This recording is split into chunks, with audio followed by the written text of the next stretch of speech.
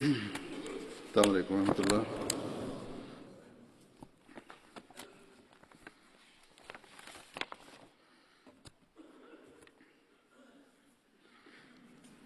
أشهد أن لا إله إلا الله وحده لا شريك له وأشهد أن محمدا عبده ورسوله أما بعد فأعوذ بالله من الشيطان الرجيم بسم الله الرحمن الرحيم الحمد لله رب العالمين الرحمن الرحيم مالك يوم الدين إياك نعبد وإياك نستعين اهدنا الصراط المستقيم صراط الذين أنعمت عليهم غير المغضوب عليهم ولا الضالين۔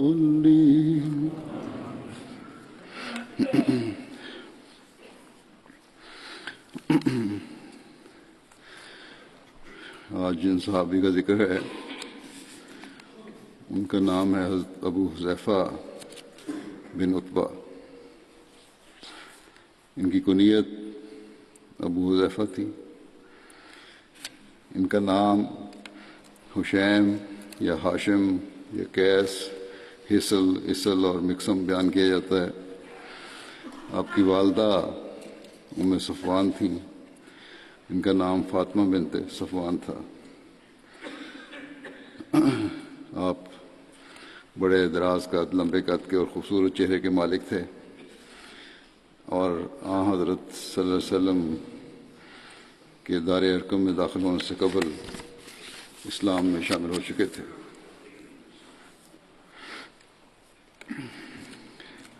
ابتدائی ایمان لانے والوں میں سے تھے۔ اس کا ذکر کرتے ہوئے حضرت مرزا بشیر احمد صاحب نے لکھا ہے کہ ابو حذیفہ بن عتبہ تھے جو بنی امیہ میں سے تھے۔ ان کے باپ کا نام عتبہ بن ربیعہ تھا، سرداران قریش میں سے تھا۔ ابو حذیفہ جنگ یمامہ میں شہید ہوئے، جو حضرت ابو بکر کے زمانہ خلافت میں مسلمہ کذاب کے ساتھ ہوئی تھی۔ حضرت ابو حذیفہ حبشہ کی طرف دونوں ہجرتوں میں شامل ہوئے تھے، اور آپ کی بیوی حضرت سہلہ بنت سہیل نے بھی آپ کے ساتھ ہجرت کی تھی۔ ہجرت کے حبشہ کے بارے میں پہلے بھی صحابہ کے ذکر میں ذکر ہو چکا ہے کہ کس طرح ہوئی اور کیوں ہوئی۔ یہاں بھی مختصر ذکر کر دیتا ہوں۔ مختلف تاریخی کتب سے اور حدیثوں سے حضرت مرزا بشیر احمد صاحب نے جو اخذ کیا اس کا میں کو مزید مختصر کر کے یا اس میں سے چند باتیں لے کر بیان کروں گا۔ آپ لکھتے ہیں کہ جب مسلمانوں کی تکلیف انتہا کو پہنچ گئی اور قریش اپنی اظہار ثانی میں ترقی کرتے گئے، تو حضرت صلی اللہ علیہ وسلم نے مسلمانوں سے فرمایا کہ وہ حبشہ کی طرف ہجرت کر جائیں، اور فرمایا کہ حبشہ کا بادشاہ عادل اور انصاف پسند ہے، اس کی حکومت میں کسی پر ظلم نہیں ہوتا۔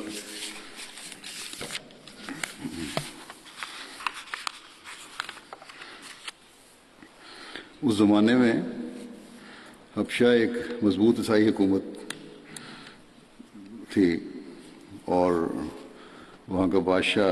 نجاشی کہلاتا تھا۔ حبشہ کے ساتھ عرب کے تجارتی تعلقات تھے۔ اس وقت کے نجاشی کا نام، جب یہ ہجرت کر کے گئے ہیں، اس بادشاہ کا جو اپنا نام تھا وہ اسہمہ تھا، جو ایک عادل، بیدار مغز اور مضبوط بادشاہ تھا۔ بہرحال جب مسلمانوں کی تکلیف انتہا کو پہنچ گئی تو حضرت صلی اللہ علیہ وسلم نے ان سے ارشاد فرمایا کہ جن جن سے ممکن ہو حبشہ کی طرف ہجرت کر جائیں۔ چنانچہ حضرت صلی اللہ علیہ وسلم کے فرمانے پر ماہ رجب 5 نبی میں 11 مرد اور 4 عورتوں نے حبشہ کی طرف ہجرت کی۔ ان میں سے زیادہ معروف کے نام یہ ہیں: حضرت عثمان بن عفان اور ان کی زوجہ رقیہ بنت رسول صلی اللہ علیہ وسلم، عبد الرحمن بن عوف،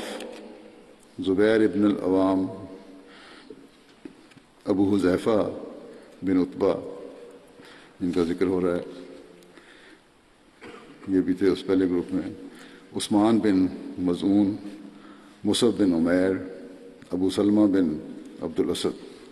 اور ان کی زوجہ ام سلمہ۔ میرے مشیر صاحب نے لکھا ہے کہ یہ ایک عجیب بات ہے کہ ان ابتدائی مہاجرین میں سے زیادہ تعداد ان لوگوں کی تھی جو قریش کے طاقتور قبائل سے تعلق رکھتے تھے، اور کمزور لوگ کم نظر آتے ہیں، جس سے 2 باتوں کو پتہ چلتا ہے۔ اول یہ کہ طاقتور قبائل سے تعلق رکھنے والے لوگ بھی قریش کے مظالم سے محفوظ نہیں تھے، اور دوسرے یہ کہ کمزور لوگ مثلا غلام وغیرہ اس وقت ایسی کمزوری اور بے بسی کی حالت میں تھے کہ ہجرت کی طاقت بھی نہیں رکھتے تھے۔ جب یہ مہاجرین جنوب کی طرف سفر کرتے ہوئے شعیبہ پہنچے،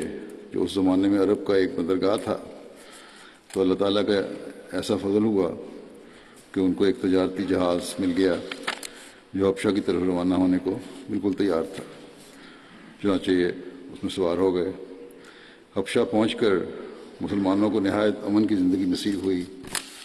اور خدا خدا کر کے قریش کے مظالم سے چھٹکارا ملا۔ لیکن جیسا کہ بعض مورخین نے بیان کیا ہے، ابھی ان مہاجرین کو حبشہ میں گئے زیادہ عرصہ نہیں گزرا تھا کہ ایک اٹھتی ہوئی افواہ ان تک پہنچی کہ تمام قریش مسلمان ہو گئے اور مکے میں اب بالکل امن ہو گیا۔ اس خبر کا یہ نتیجہ ہوا کہ اکثر مہاجرین بغیر سوچے سمجھے واپس آ گئے۔ اس افواہ کے بارے میں حضرت بشیر احمد صاحب نے کچھ روشنی ڈالی ہے کہ کس طرح پھیلی اور کیا وجہ تھی اس افواہ کی۔ کہتے ہیں، لکھتے ہیں مختلف تاریخوں سے اخذ کر کے کہ گو حقیقتاً یہ افواہ بالکل جھوٹی اور بے بنیاد تھی، جو مہاجرین حبشہ کو واپس لانے اور ان کو تکلیف میں ڈالنے کی غرض سے قریش نے مشہور کر دی ہوگی۔ بلکہ زیادہ غور سے دیکھا جائے تو اس افواہ اور مہاجرین کی واپسی کا قصہ ہی بے بنیاد نظر آتا ہے۔ لیکن انہوں نے لکھا ہے اگر اس کو صحیح سمجھا جائے تو ممکن ہے کہ اس کی تہ میں وہ واقعہ ہو جو بعض احادیث میں بیان ہوا ہے، اور جیسا کہ بخاری میں بھی آتا ہے یہ واقعہ کہ ایک دفعہ حضرت صلی اللہ علیہ وسلم نے صحن کعبہ میں سورہ نجم کی آیات تلاوت فرمائی۔ اس وقت وہاں کئی رؤساء کفار کے تھے، وہ موجود تھے، بعض مسلمان بھی تھے۔ جب آپ صلی اللہ علیہ وسلم نے سورہ ختم کی تو آپ نے سجدہ کیا سورہ نجم پڑھنے کے بعد، اور آپ کے ساتھ ہی تمام مسلمان اور کافر بھی سجدے میں گر گئے۔ کفار کے سجدے کی وجہ حدیث میں بیان نہیں ہوئی، لیکن معلوم ہوتا ہے کہ جب حضرت صلی اللہ علیہ وسلم نے نہایت پراثر آواز میں آیات الہی کی تلاوت فرمائی، اور وہ آیات بھی ایسی تھیں جن میں خصوصیت کے ساتھ خدا کی وحدانیت اور اس کی قدرت اور جبروت کا نہایت فصیح و بلیغ رنگ میں نقشہ کھینچا گیا تھا، اور اس کے احسانات یاد دلائے گئے ہیں، اور پھر ایک نہایت پر روب اور پر جلال کلام میں قریش کو ڈرایا گیا تھا کہ اگر وہ اپنی شرارتوں سے باز نہ آئے تو ان کا وہی حال ہوگا جو ان سے پہلی قوموں کا ہوا، جنہوں نے خدا کے رسولوں کی تکذیب کی۔ اور پھر آخر میں ان آیات میں حکم دیا گیا تھا کہ آؤ اور اللہ کے سامنے سجدے میں گر جاؤ۔ اور ان آیات کی تلاوت کے بعد حضرت صلی اللہ علیہ وسلم اور سب مسلمان یکلخت سجدے میں گر گئے۔ تو اس کلام اور اس نظارے کا ایسا ساحرانہ اثر قریش پر ہوا، ان کو بھی بڑا عجیب اثر ہوا کہ وہ بھی بے اختیار ہو کر مسلمانوں کے ساتھ سجدے میں گر گئے۔ میاں بشیر صاحب لکھتے ہیں کہ یہ کوئی تعجب کی بات نہیں ہے، کیونکہ ایسے موقعوں پر ایسے حالات کے ماتحت جو بیان ہوئے ہیں، بسا اوقات انسان کا قلب مروب ہو جاتا ہے اور وہ بے اختیار ہو کر ایسی حرکت کر بیٹھتا ہے جو دراصل اس کے اصول اور مذہب کے خلاف ہوتی ہے۔ چنانچہ ہم نے دیکھا ہے کہ بعض اوقات ایک سخت اور ناگہانی آفت کے وقت بھی ایک دہریہ بھی اللہ اللہ یا رام رام پکار اٹھتا ہے، اور قریش تو دہریہ نہ تھے بلکہ بہرحال خدا کی ہستی کے قائل تھے، وہ شریک ٹھہراتے تھے بتوں کو۔ آج کل بھی ہم دیکھتے ہیں کئی دہریوں سے بات ہوتی ہے، جو ان سے پوچھو کہ ایک دم اگر تمہیں کوئی مسئلہ پیش آ جائے تو خدا کا نام تمہارے دماغ میں آتا ہے یا منہ سے آتا ہے؟ تسلیم کرتے ہیں کہ آتا ہے۔ تو بہرحال یہ ایک اثر تھا اس سورت کے پڑھنے کا، سورت کے الفاظ کا اور مسلمانوں کے عمل کا، کہ کفار کے رؤسا جو تھے وہ بھی سجدے میں ساتھ ہی گر گئے۔ بہرحال مسلمانوں کی جماعت یکلخت سجدے میں گر گئی تو اس کا ایسا ساحرانہ اثر ہوا کہ ان کے ساتھ قریش بھی اختیار ہو کر سجدے میں گر گئے۔ لیکن ایسا اثر عموماً وقتی ہوتا ہے اور انسان پھر جلدی اپنی اصل حالت کی طرف لوٹ جاتا ہے۔ چنانچہ کفار نے بھی واپس لوٹ گئے، اسی طرح وہی حال ہو گیا ان کا۔ بہرحال یہ ایک واقعہ ہے جو صحیح احادیث سے ثابت ہے، بخاری میں بھی درج ہے۔ بس اگر مہاجرین حبشہ کی واپسی کی خبر مہاجرین حبشہ کی واپسی کی خبر صحیح ہے، درست ہے، تو ایسا معلوم ہوتا ہے کہ اس واقعے کے بعد قریش نے جو مہاجرین حبشہ کے واپس لانے کے لیے بےتاب ہو رہے تھے کہ کیوں چلے گئے یہ لوگ، ہجرت کر کے ہمارے ہاتھوں سے نکل گئے، اپنے اس فعل کو آڑ بنا کر خود ہی یہ افواہ مشہور کر دی ہوگی کہ قریش مکہ مسلمان ہو گئے ہیں، اور یہ کہ اب مکے میں مسلمانوں کے لیے بالکل امن ہے۔ اور جب یہ افواہ مہاجرین حبشہ تک پہنچی تو وہ طبعاً اسے سن کر بہت خوش ہوئے، اور سنتے ہی خوشی کے جوش میں واپس آ گئے بغیر سوچے سمجھے۔ لیکن جب وہ مکے کے پاس پہنچے تو حقیقت پتہ چلی اور حقیقت امر سے آگاہی ہوئی، جس پر بعض تو چھپ چھپ کر اور بعض کسی طاقتور اور صاحب اثر رئیس قریش کی حفاظت میں ہو کر مکے میں آ گئے، اور بعض واپس چلے گئے۔ بس اگر قریش کے مسلمان ہو جانے کی افواہ میں کوئی حقیقت تھی تو صرف اس قدر تھی جو سورہ نجم کی تلاوت پر سجدہ کرنے والے واقعے میں بیان ہوئی ہے۔ بہرحال اللہ بہتر جانتا ہے۔ بہرحال اگر مہاجرین حبشہ واپس آئے بھی تھے تو ان میں سے اکثر پھر واپس چلے گئے، اور چونکہ قریش دن بدن اپنی اظہار ثانی میں ترقی کرتے جاتے تھے اور ان کے مظالم روز بروز بڑھ رہے تھے، اس لیے حضرت صلی اللہ علیہ وسلم کے ارشاد پر دوسرے مسلمانوں نے بھی خفیہ ہجرت کی تیاری شروع کر دی اور موقع پا کر آہستہ آہستہ نکلتے گئے۔ یہ ہجرت کا سلسلہ ایسا شروع ہوا کہ بالآخر ان مہاجرین حبشہ کی تعداد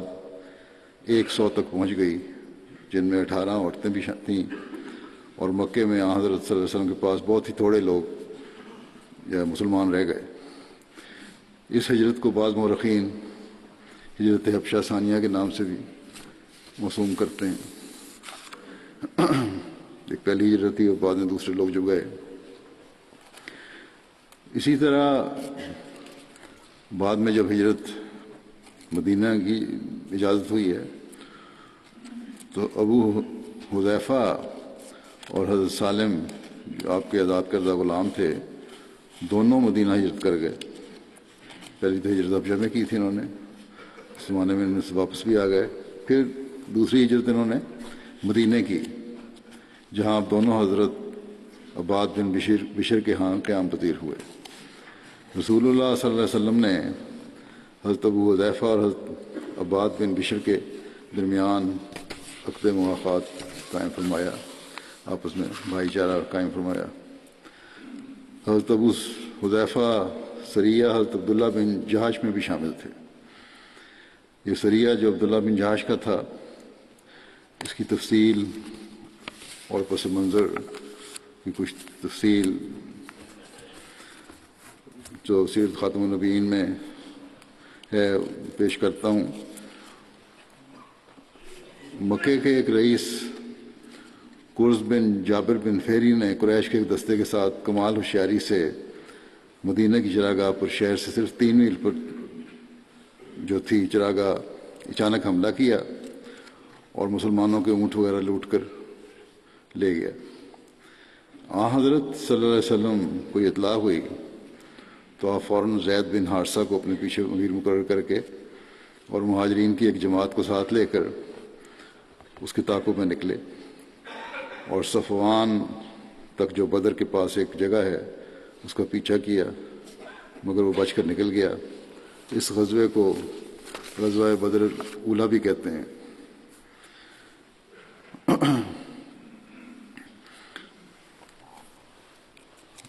پھر لکھا ہے قرظ بن جابر کا یہ حملہ ایک معمولی جو بدویانہ غارت کری نہیں تھی، یعنی یہ نہیں تھا کہ کسی بدو نے آگے حملہ کر دیا اور جہالت میں صرف چوری اور ڈاکے کے لیے حملہ کیا، بلکہ یقیناً وہ قریش کی طرف سے مسلمانوں کے خلاف خاص ارادے سے آیا تھا. بلکہ ممکن ہے، بالکل ممکن ہے کہ اس کی نیت خاص حضرت صلی اللہ علیہ وسلم کی ذات کو نقصان پہنچانے کی ہو، مگر مسلمانوں کو ہوشیار پا کر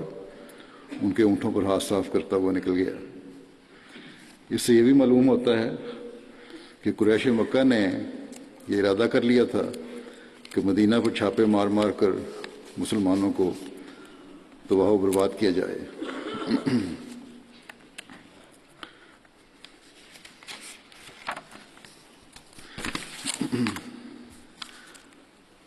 قرظ بن جابر کے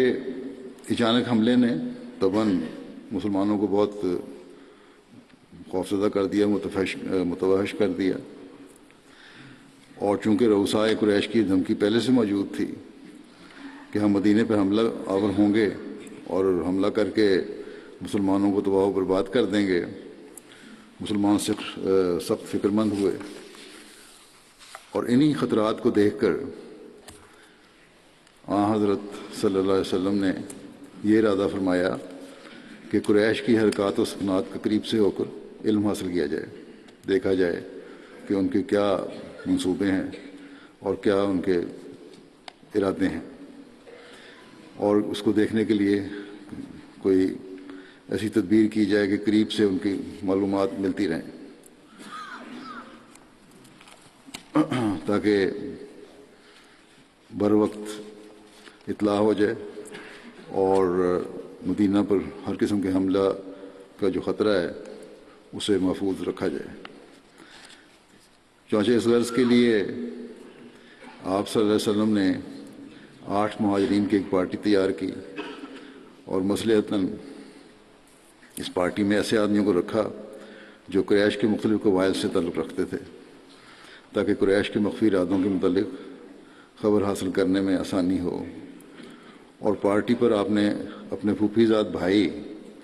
عبداللہ بن جہاش کو امیر مقرر فرمایا. اس میں یہ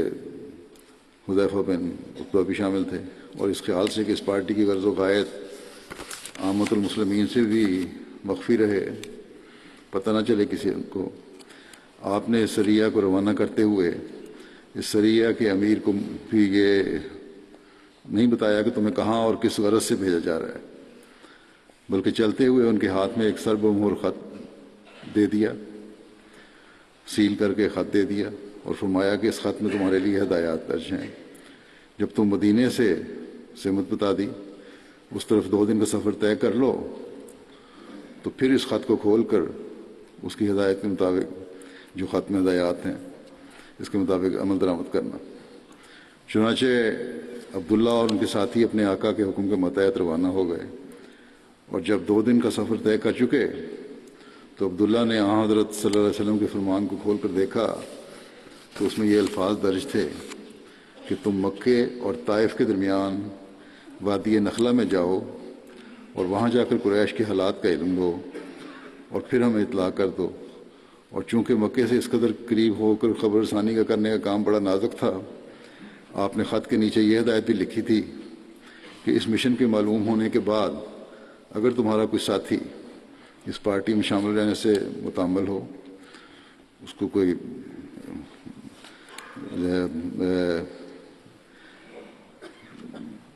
کسی قسم کا بھی تعامل ہو،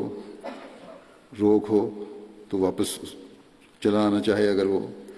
تو اسے واپس آنے کی اجازت ہے۔ عبداللہ نے آپ کی ہدایت اپنے ساتھیوں کو سنا دی،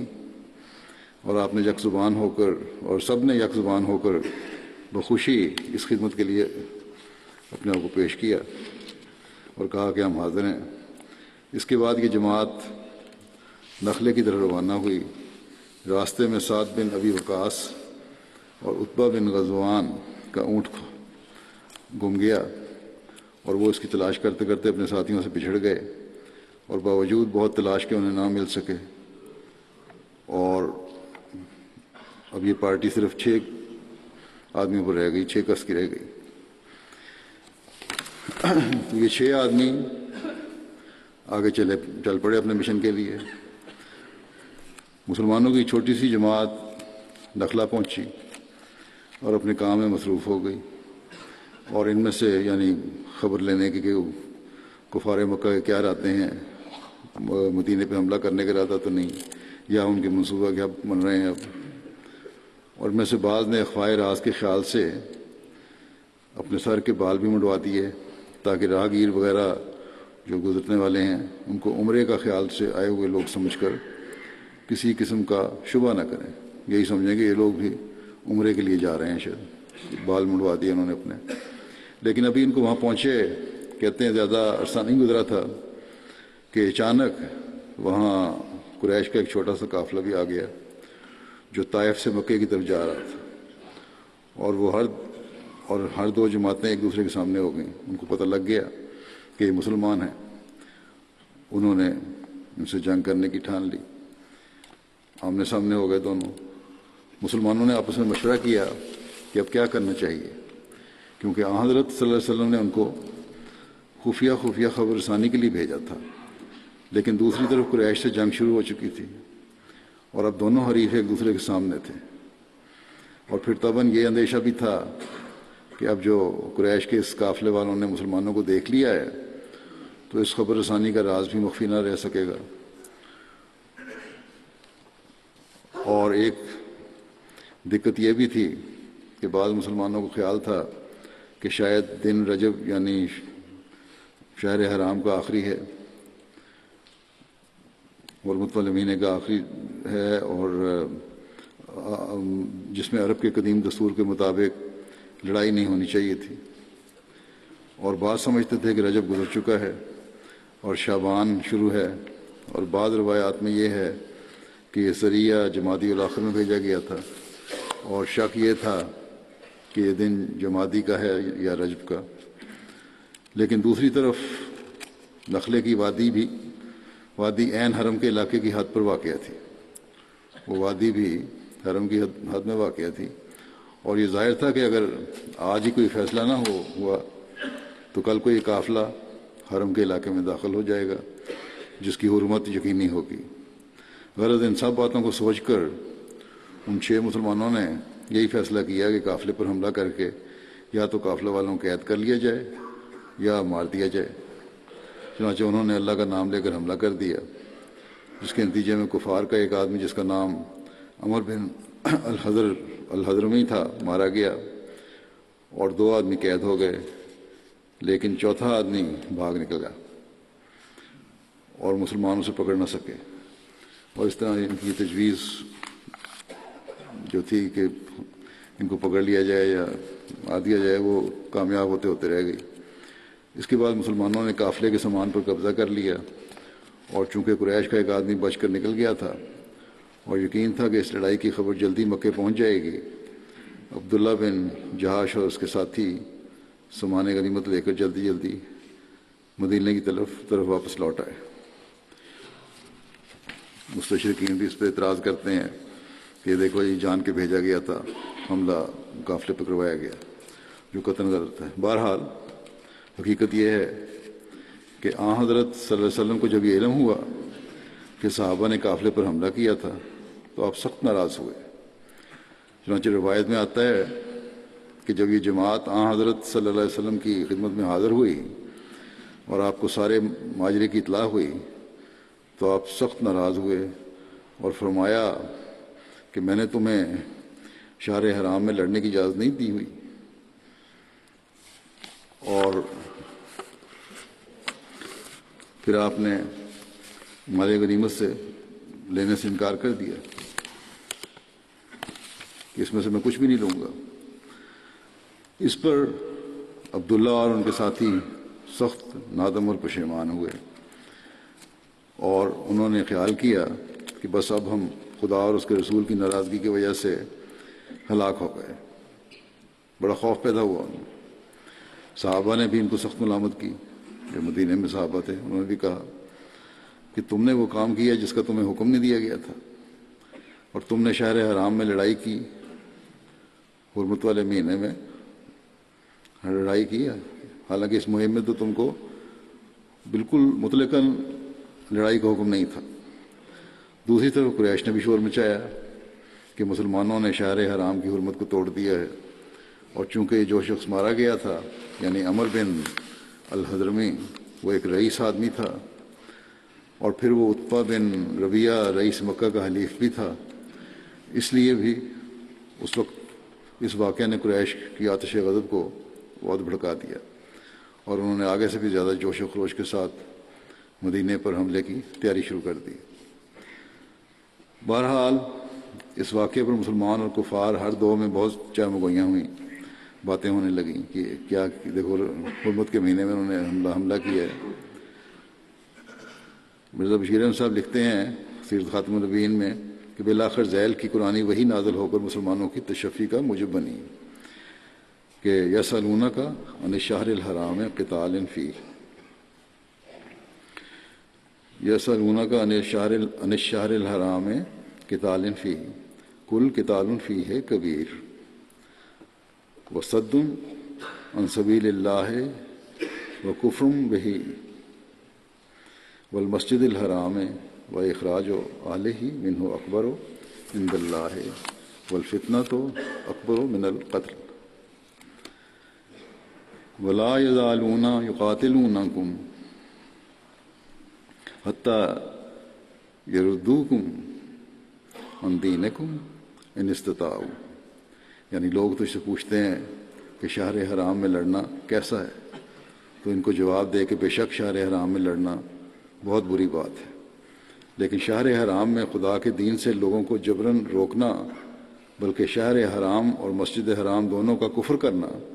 یعنی ان کی حرمت کو توڑنا، اور پھر حرم کے علاقے سے ان کے رہنے والوں کو بزور نکالنا، جیسا کہ اے مشرکو تم لوگ کر رہے ہو، مسلمانوں کو نکال رہے ہو، یہ سب باتیں خدا کے نزدیک شہر حرام میں لڑنے کی نسبت بھی بہت زیادہ بری ہیں، یہ اور زیادہ بری بات ہے، اور یقیناً شہر حرام میں ملک کے اندر فتنہ پیدا کرنا اس قتل سے بدتر ہے جو فتنہ کو روکنے کے لیے کیا جاوے۔ اور اے مسلمانوں، کفار کا تو یہ حال ہے کہ وہ تمہاری عداوت میں اتنے اندھے ہو رہے ہیں کہ کسی وقت اور کسی جگہ بھی وہ تمہارے ساتھ لڑنے سے باز نہیں آئیں گے، اور وہ اپنی یہ لڑائی جاری رکھیں گے حتیٰ کہ تمہیں تمہارے دین سے پھیر دیں، بشرطے کہ وہ اس کی طاقت پائیں۔ چنانچہ تاریخ سے ثابت ہے کہ اسلام کے خلاف رؤسائے قریش اپنے خونی پروپیگنڈے کو اشہر حرام میں بھی برابر جاری رکھتے تھے. جو حکومت والے جتنے مہینے تھے ان میں جاری رکھتے تھے، بلکہ ان مہینوں میں ملک والے مہینوں کے اجتماع اور سفروں سے فائدہ اٹھاتے ہوئے وہ ان مہینوں میں اپنی مفسدانہ کارروائیوں میں اور بھی زیادہ تیز ہو جاتے تھے، اور پھر کمال بے حیائی سے اپنے دل کو جھوٹی تسلی دینے کے لیے وہ عزت کے مہینوں کو اپنی جگہ سے ادھر ادھر منتقل کر دیتے تھے، جسے وہ نسی کے نام سے پکارتے تھے. مسلمانوں کے ساتھ تو انہوں نے فتح مکہ کے بعد فتح مکہ تک یہی سلوک رکھا ہے، بلکہ انتہا کر دی. بلکہ جب شیعہ صاحب استعمال کیے کہ انہوں نے تو غضب ہی کر دیا تھا کہ صلح حدیبیہ کے زمانے میں باوجود پختہ عہد و پیمان کے کفار مکہ اور ان کے ساتھیوں نے حرم کے علاقے میں مسلمانوں کے ایک حلیف قبیلے کے خلاف تلوار چلائی، اور پھر جب مسلمان اس قبیلے کی حمایت میں نکلے تو ان کے خلاف بھی عین حرم میں تلوار استعمال کی. بس اس جواب سے جو اللہ تعالیٰ نے قرآن شریف میں نازل فرمایا، مسلمانوں کی تسلی ہونی تھی، قریش بھی کچھ ٹھنڈے پڑ گئے، اور اس دوران میں ان کے آدمی بھی اپنے 2 قیدیوں کو چھڑوانے کے لیے مدینہ پہنچ گئے. جو 2 قیدی لے کے آیا تھا یہ گئے ہوئے جو مسلمان تھے، 2 پکڑ لیے تھے نا لیکن چونکہ ابھی تک سعد بن ابی وقاص اور عتبہ واپس نہیں آئے تھے، جن کی اونٹنی گم ہو گئی تھی، وہ واپس نہیں پہنچے تھے، ان سے مل بھی نہیں سکے. اور حضرت صلی اللہ علیہ وسلم کو ان کے متعلق سخت خدشہ تھا کہ اگر وہ قریش کے ہاتھ پڑ گئے تو قریش انہیں زندہ نہیں چھوڑیں گے. اس لیے آپ صلی اللہ علیہ وسلم نے ان کی واپسی تک قیدیوں کو چھوڑنے سے انکار کر دیا. جب کافر قیدیوں کو لینے آئے تو آپ نے کہا جب تک یہ دونوں واپس نہیں آ جاتے تمہارے قیدی نہیں چھوڑوں گا. اس لیے آپ نے ان کی انکار کر دیا اور فرمایا کہ میرے آدمی بخیریت مدینہ پہنچ جائیں گے تو پھر میں تمہارے آدمیوں کو چھوڑ دوں گا. چنانچہ جب وہ دونوں پہنچ گئے تو آپ نے فدیہ لے کر دونوں قیدیوں کو چھوڑ دیا. لیکن ان قیدیوں میں سے ایک شخص پر مدینہ کے قیام کے دوران میں حضرت صلی اللہ علیہ وسلم کے اخلاق فاضلہ اور اسلامی تعلیم کی صداقت کا اس قدر گہرا اثر ہو چکا تھا کہ اس نے آزاد ہو کر بھی واپس جانے سے انکار کر دیا، اور حضرت صلی اللہ علیہ وسلم کے ہاتھ پر مسلمان ہو کر آپ کے حلقہ بگوشوں میں شامل ہو گیا اور بالآخر بحر معونہ میں شہید ہوا. اس کا نام حکم بن کیسان تھا. اگر ظلم اور زبردستی سے مسلمان بنائے جاتے تو اس طرح اسلام قبول نہ ہوتا. ابو حذیفہ کے بارے میں یہ بھی آتا ہے کہ غزوہ بدر کے دن آپ اپنے والد سے مقابلہ کے لیے آگے بڑھے، کیونکہ وہ والد ان کے مسلمان نہیں تھے، کافروں میں کے ساتھ آئے تھے. تو نبی صلی اللہ علیہ وسلم نے انہیں اس سے روک دیا اور فرمایا کہ اسے چھوڑ دو، اور کوئی اور اسے قتل کر دے گا، کسی اور کو لڑنے دو ان سے. چنانچہ آپ کے والد، چچا، بھائی اور بھتیجے کو قتل کیا گیا. اس بدر میں وہ سب قتل ہوئے، اور آپ نے حضرت حذیفہ نے بڑے صبر کا مظاہرہ کیا اور اللہ کی رضا پر راضی رہتے ہوئے اللہ تعالیٰ کی اس نصرت و شکر بجا لائے جو اس نے رسول اللہ صلی اللہ علیہ وسلم کے حق میں ظاہر کی تھی، یعنی فتح عطا فرمائی تھی. اس واقعے کے بارے میں ایک روایت یہ بھی ملتی ہے کہ اور ابن عباس روایت کرتے ہیں کہ غزوہ بدر کے دن حضرت صلی اللہ علیہ وسلم نے فرمایا کہ تم میں سے جس کا مقابلہ عباس سے ہو اسے قتل نہ کرے، کیونکہ وہ مجبوری میں سے نکلیں، قیدی بنا لینا، قتل نہ کرنا. اس پر حضرت ابو حذیفہ نے کہا، جب ان کے پاس یہ بات پہنچی، کسی نے کہی ان سے، وسلم کے منہ پہ نہیں کہا بلکہ کہیں ساتھی کسی سے کہا کہ کیا ہم اپنے باپوں، بھائیوں اور رشتہ داروں کو تو قتل کریں لیکن عباس کو چھوڑ دیں؟ یہ کیا ہوا؟ خدا کی قسم میں ضرور ان پر تلوار چلاؤں گا اگر میرے سامنے آئے. حضرت صلی اللہ علیہ وسلم تو جب یہ بات پہنچی تو آپ نے حضرت عمر کو فرمایا کہ یا ابا حفص، اے ابو حفص، رسول خدا کے چچا کے چہرے پر تلوار سے وار کیا جائے گا. حضرت عمر بیان کرتے ہیں کہ یہ پہلا موقع تھا کہ رسول اللہ صلی اللہ علیہ وسلم نے مجھے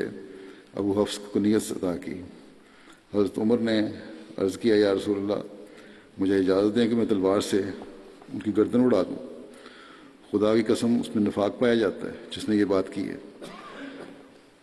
حضرت ابو حذیفہ کہا کرتے تھے آپ صلی اللہ علیہ وسلم نے تو منع کر دیا کہ نہیں یہ نہیں ہوگا، لیکن حضرت ابو حذیفہ بیان کیا کرتے تھے کہ میں اس بات کے شرط سے جو اس دن میں نے کہی ان کو احساس ہو گیا کہ میں نے بڑی غلط بات کہہ دی ہے، امن میں نہیں رہ سکتا. ایسی بات میں نے کہہ دی ہے جس کی وجہ سے میں امن میں رہ سکتا. میں ہمیشہ اس سے خوف زدہ رہوں گا سوائے اس کے کہ شہادت کی موت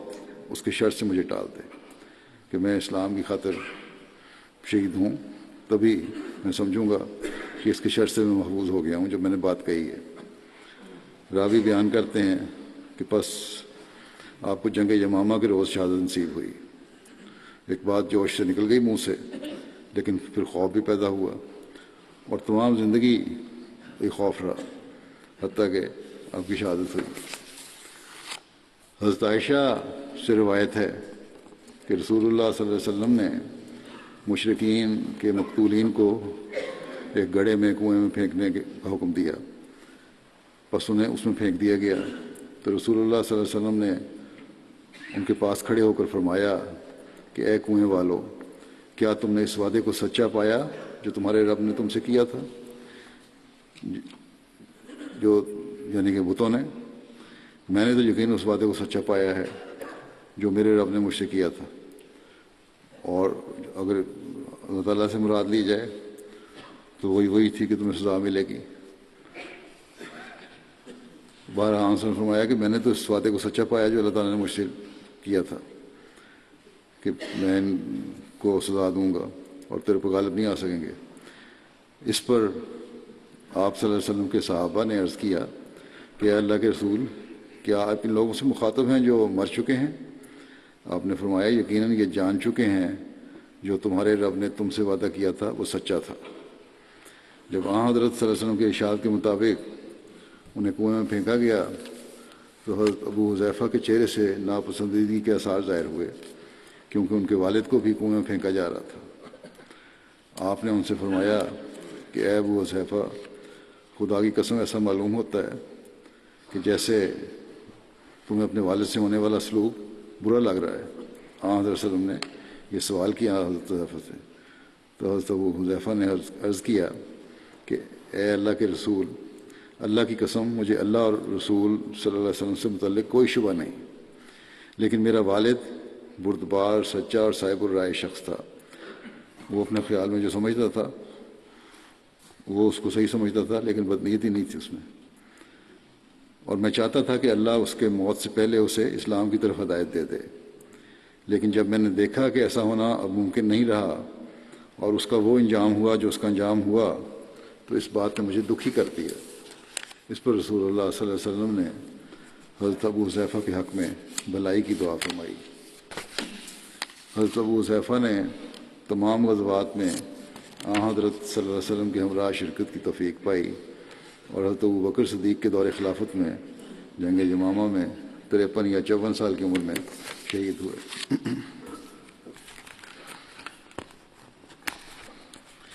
اب میں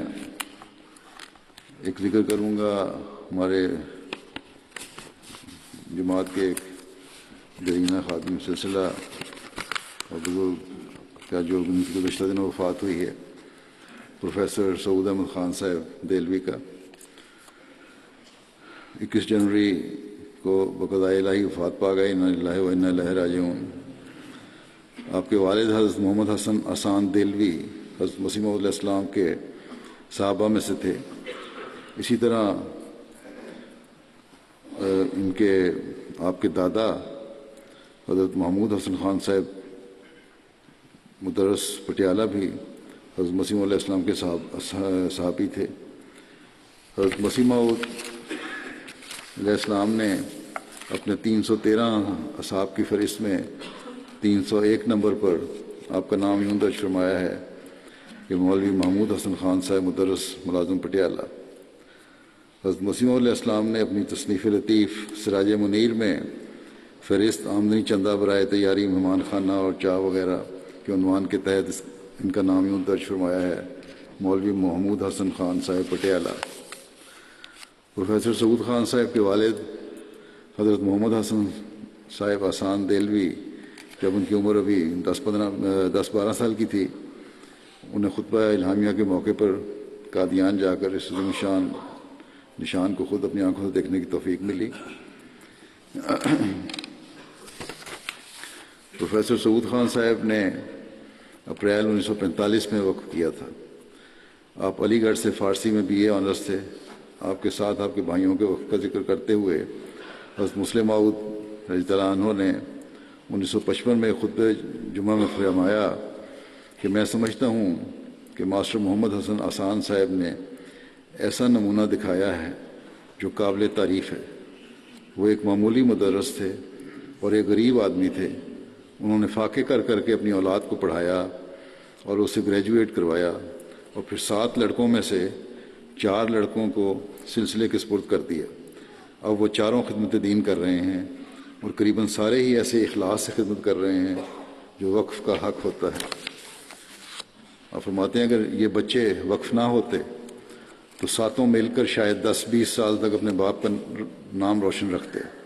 اور کہتے کہ ہمارے ابا جان بڑے اچھے آدمی تھے، مگر جب میرا یہ خطبہ چھپے گا، حضرت مسلم موعود فرماتے ہیں کہ جب میرا یہ خطبہ چھپے گا تو لاکھوں احمدی محمد حسن آسان کا نام لے کر ان کی تعریف کریں گے اور کہیں گے کہ دیکھو یہ کیسا باہمت احمدی تھا کہ اس نے غریب ہوتے ہوئے اپنے 7 بچوں کو اعلیٰ تعلیم دلائی اور پھر ان میں سے 4 کو سلسلے کے سپرد کر دیا، یعنی وقف کر دیا، اور پھر وہ بچے بھی ایسے نیک ثابت ہوئے کہ انہوں نے خوشی سے اپنے باپ کی قربانی کو قبول کیا اور اپنی طرف سے بھی ان کے فیصلے پر ساتھ کر دیا۔ جون 1946 سے لے کر اکتوبر 1949 تک تعلیم اسلام ہائی اسکول قادیان میں پڑھاتے رہے تھے سعود خان صاحب۔ اکتوبر 1949 میں چند ماہ کے لیے جامعہ احمدیہ میں بطور پروفیسر انگریزی تدریس کے فرائض انجام دیے۔ خلیفۃ مسیح ثانی رضی اللہ عنہ نے آپ کو 1950 میں غانا مغربی افریقہ میں خدمات دینیہ کے لیے بھجوایا۔ آپ احمدیہ سیکنڈری اسکول غانا کے پہلے وائس پرنسپل تھے۔ اس کے لیے 30 اپریل 1950 کو آپ کراچی سے روانہ ہوئے اور 30 جون کو کماسی پہنچے، یعنی کہ مئی اور جون 2 مہینے میں پہنچے یہ سفر کیا۔ آج اگلا ہم 5 گھنٹے 6 گھنٹے میں پہنچ جاتے ہیں، اور 1 جولائی سے احمدیہ سیکنڈری اسکول کماسی میں تدریس کا آغاز کیا۔ ان کا جو سفر تھا کیوں اتنی دیر لگی، اس کے بارے میں ان کے بھتیجے عرفان خان لکھ کے کہتے ہیں کہ آپ کی پہلی تقرری پر روا سے غانا روانہ ہوئے اور 3 ماہ کے انتہائی تکلیف دہ، تقریباً 2 ماہ بنتا ہے، کہ سفر کے بعد کماسی پہنچے۔ اس زمانے میں بحری جہاز بدل بدل کر سفر مکمل کیا جاتا تھا، ہوائی جہاز سے نہیں بلکہ بحری جہاز سے جاتے تھے۔ چنانچہ آپ بھی کراچی سے عدن کے لیے روانہ ہوئے، 160 روپے میں بغیر خوراک والا ٹکٹ حاصل کیا، اور عدن سے گھانا تک آپ نے بحری جہاز کے علاوہ بسوں اور ٹرکوں اور ہوائی جہاز کے ذریعے نائجیریا تک سفر کیا۔ نائجیریا کی ہوائی جہاز کی 55 پاؤنڈ کی ٹکٹ خریدنے کے لیے آپ نے اپنا ٹرنک اور دیگر اشیاء فروخت کر دیں اور اپنی ذاتی سامان ایک چادر میں باندھ لیا۔ پھر نائجیریا مشن ہاؤس نے آپ کو گھانا تک کا بس کا ٹکٹ دیا۔ نائجیریا پہنچنے کے لیے کچھ رستہ ہوائی جہاز کا سفر کیا، وہ آپ نے اپنا سامان بیچ کر کیا۔ 1950 میں آگے پھر بس پہ روانہ کیا نائجیریا سے گھانا تک۔ 1950 میں مغربی اور مشرقی افریقہ اور ہالینڈ کے لیے 8 مبلغین احمدیت کی روانگی کے متعلق تاریخ احمدیت میں آپ کا نام سر فہرست ہے، اور وہاں لکھا ہے نمبر 1 پر سعود احمد خان صاحب، روانگی از لاہور 25 ماہ امان 1329 ہجری برائے گانا۔ حضرت مسلم موعود رضی اللہ عنہ کے ارشاد پر 1958 میں پاکستان واپس تشریف لائے اور پنجاب یونیورسٹی سے تاریخ میں ایم اے کیا۔ اس عرصے میں آپ کے والد، ہسٹری میں ایم اے بعد میں کیا انہوں نے، اس عرصے میں آپ کے والد محترم محمد حسن آسان دہلوی صاحب اگست 1955 میں وفات پا گئے تھے۔ جب آپ گانا ہی تھے تو ان کے والد فوت ہو گئے تھے۔ 1961 میں واپس گانا آپ کا تقرر ہوا، جہاں آپ کو پھر بھرپور طریق سے 1968 تک خدمات دینی سر انجام دینے کی توفیق ملتی رہی۔ حضرت خلیفۃ المسیح ثالث رحمہ اللہ تعالیٰ کی منظوری سے حضور کے سفر یورپ کے دوران مسجد مبارک ربوہ میں بعد نماز مغرب ایک مجلس تلقین عمل کا قیام عمل میں آیا، جس کے زیر انتظام روزانہ 15 منٹ ایک تربیتی تقریر ہوا کرتی تھی۔ اس پروگرام کا آغاز 7 جولائی سے ہوا اور بڑا نہایت دلچسپی سے سنا جاتا تھا اور علمی اجلاس ہوتا تھا۔ اس مجلس میں جن بزرگ علماء سلسلہ کی تقاریر ہوئیں ان میں آپ بھی شامل تھے۔ جلسہ سالانہ کے موقع پر تقاریر کی ترجمانی کا نظام قائم ہوا تو آپ کو حضرت خلیفۃ المسیح ثالث رحمہ اللہ تعالیٰ کی تقاریر کا انگریزی میں ترجمہ کرنے کی سعادت حاصل ہوئی اور ربا کے آخری جلسے تک اپنی ڈیوٹی سر انجام دیتے رہے۔ پروفیسر سعود خان صاحب دہلوی کے شاگردوں میں مکرم عبدالوہاب آدم صاحب گھانا اور بی کے آٹو صاحب جو ہم یہاں رہے ہیں یہ شامل تھے۔ 1968 میں پاکستان واپس آنے کے بعد خلیفۃ المسیح ثالث نے مکرم پروفیسر سعود احمد خان صاحب دہلوی کو تعلیم اسلام کالج میں 1969 میں تدریس کی ذمہ داری سونپی۔ حضرت خلیفۃ المسیح رابع رحمہ اللہ تعالیٰ نے پروفیسر سعود خان صاحب کو جامعہ احمدیہ میں 1 سال کے لیے بطور انگریزی استاد مقرر فرمایا۔ جب آپ کا تقرر جامعہ احمدیہ میں ہوا اس وقت بھی آپ تعلیم اسلام کالج میں بطور پروفیسر خدمت کی توفیق پا رہے تھے۔ چنانچہ مورخہ 2 مارچ 1987 کو آپ نے جامعہ احمدیہ میں ڈیوٹی کا آغاز کیا اور 1 سال تک اس خدمت کو انجام دیتے رہے۔ پروفیسر سعود خان صاحب دہلوی کے متعلق آپ کے بڑے بھائی مسعود خان دہلوی صاحب جو ایڈیٹر الفضل بھی رہے ہیں، کچھ سال ہوئے فوت ہوئے، یہ کہا کرتے تھے کہ ہمارے بھائی سعود احمد موبائل لائبریری ہیں، بڑی معلومات تھیں، علمی آدمی تھے۔ آپ کی بیٹی راشدہ صاحبہ لکھتی ہیں کہ میرے والد صاحب نہایت حلیم الطبع، غایت درجہ کے منکسر المزاج اور متبحر عالم تھے، نہایت عبادت گزار، تہجد گزار بزرگ تھے، نہایت اکرام ضیف کرنے والے اور متواضع انسان تھے۔ اور حقیقت ہے جو کچھ انہوں نے لکھا ایسے ہی تھے وہ۔ ان کے بھتیجے نفیس احمد عتیق جو مربی سلسلہ ہیں کہتے ہیں کہ انتہائی منکسر المزاج تھے، متقی تھے، متوکل اللہ، ایک نیک اور سادہ انسان تھے۔ آپ کی وفا اور خدمت دینیہ کا جذبہ تمام واقفین زندگی کے لیے ایک مثالی رنگ رکھتا تھا۔ یہ لکھتے ہیں مربی صاحب کے ایک بار خاکسار کو کہا کہ لباس اور دیگر سہولیات کو بغرض ضرورت استعمال کرنا چاہیے۔ فیشن اور تکلف اور آسائش پرستی واقف زندگی کو زیب نہیں دیتی۔ آپ کی زندگی میں حیا کا پہلو بھی بہت نمایاں تھا۔ سعود خان صاحب کے شاگرد آئی کے گیاسی صاحب لکھتے ہیں گانیہ نے یہ کہ سعود صاحب 1950 تا 55 تعلیم اسلام سیکنڈری اسکول کماسی کے بالکل ابتدائی اسسٹنٹ ہیڈ ماسٹر یا نائب پرنسپل تھے، اور ڈاکٹر ایس پی احمد صاحب اس کے پہلے ہیڈ ماسٹر تھے، اور سعود صاحب انگریزی زبان، انگریزی تاریخ اور یورپی تاریخ کے نہایت محنتی اور جید عالم تھے، یہ ہم کچھ پڑھایا کرتے۔ پھر لکھتے ہیں یہ گھانین دوست کہ جہاں تک ان کی انگریزی گرامر کا تعلق ہے، بالخصوص جملوں کا تجزیہ کا، تو اس میں آپ جیسا میں نے کوئی نہیں دیکھا، اور کہتے ہیں کہ میری زبان کو بہتر بنانے میں ان کا بہت کردار تھا۔ بشر ریاض صاحب جو پرنسپل جامعہ احمدیہ ربوہ ہیں سینئر سیکشن کے لکھتے ہیں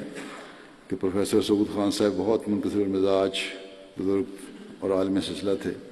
جس عرصے میں جامعہ احمدیہ میں پڑھاتے رہے ہم بھی طالب علم تھے، اور جامعہ کے آخری سال تک ہمیشہ بر وقت کلاس میں تشریف لاتے، اور جب پیریڈ ختم ہونے تک آخری منٹ تک پڑھاتے جاتے تھے۔ طلباء کی کوشش ہوتی تھی کہ بعض دفعہ باتوں میں لگا لیں ادھر ادھر کی اور پڑھائی نہ ہو، لیکن آپ بجائے سختی سے یا ڈانٹ ڈپٹ کے بڑے آسن انداز میں اس بات کو ٹال جاتے تھے اور تدریس جاری رکھتے تھے۔ لکھتے ہیں کہ میں نے ایک بات نوٹ کی کہ آپ کے دل میں واقف زندگی طلباء کا بہت احترام تھا، اور کلاس میں اگر کسی کو سختی کے ساتھ کسی بات پر تنبیہ بھی کرنا ہوتی تو اس کی عزت نفس و وقار کا بھی خیال رکھتے تھے۔ پھر لکھتے ہیں کہ MTA کے ابتدائی زمانے میں جب مختلف پروگرام ریکارڈ کروائے گئے تو انہوں نے سعود خان صاحب نے سیرت النبی کے پروگرام ریکارڈ کروائے۔ آپ بڑھاپے کی عمر میں تھے، لیکن سارا پروگرام بڑی محنت سے خود تیار کرتے اور ہمیں سوالات تقسیم کر کے دیتے، سارے سوال خود اپنے ہاتھ سے لکھ کر دیتے۔ کہتے ہیں کبھی کبھی ماحول کچھ گرم سرد بھی ہو جاتا تھا، پروگرام بنتے ہوئے بحث ہو جاتی کہ اس کو اس طرح نہیں کرنا، اس طرح کرنا ہے، لیکن ایسے حلیم اور عاجز انسان تھے کہ ان کے ماتھے پر کوئی بل نہیں آتا تھا۔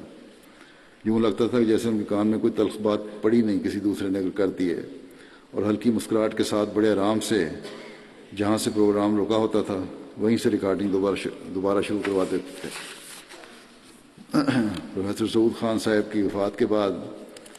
ان کے ہمسائے میں رہنے والے پڑوسی فضل اللہ ملک صاحب نے جو اظہار کیا، بڑے پھوٹ پھوٹ کر روتے ہوئے انہوں نے بتایا کہ ایسے پڑوسی ہر ایک کو نہیں ملتے، بہت ہی سادہ مزاج اور عالم آدمی تھے۔ ان کے پسماندگان میں ایک بیٹی اور 2 بیٹے یاد ہیں۔ آپ کے ایک بیٹے سعد سعود صاحب UK میں ایک جماعت کے صدر کے طور پر خدمت بجا لا رہے ہیں، اور اللہ تعالیٰ ان کے درجات بلند فرمائے۔ حقیقت میں ان کے بارے میں جو لکھا گیا ہے، جیسے پہلے ہی میں نے کہا کہ ان کی خوبیاں اس سے بہت زیادہ تھیں۔ خلافت سے انتہائی محبت اور اطاعت کا تعلق تھا اور غیر معمولی معیار تھا۔ اللہ تعالیٰ ان کی اولاد اور نسل کو بھی خلافت جماعت سے ہمیشہ وابستہ رکھے اور ان کے درجات بلند فرماتا چلا جائے۔ نماز کے بعد میں ان کا نماز جنازہ غائب بھی پڑھاؤں گا۔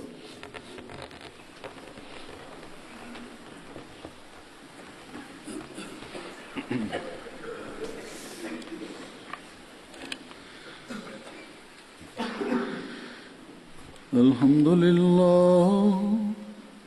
لله نحمده ونستعينه ونستغفره ونؤمن به ونتوكل عليه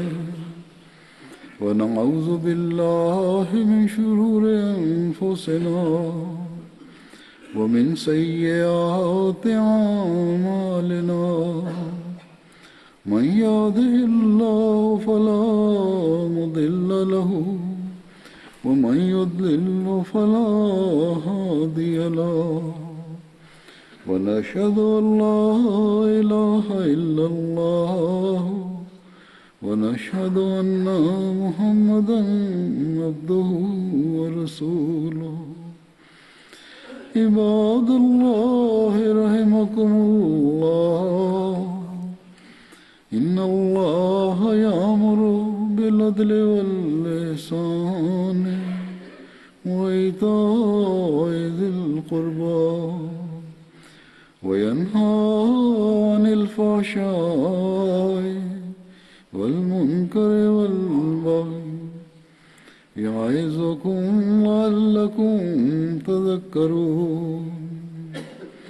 اذكروا الله يذكركم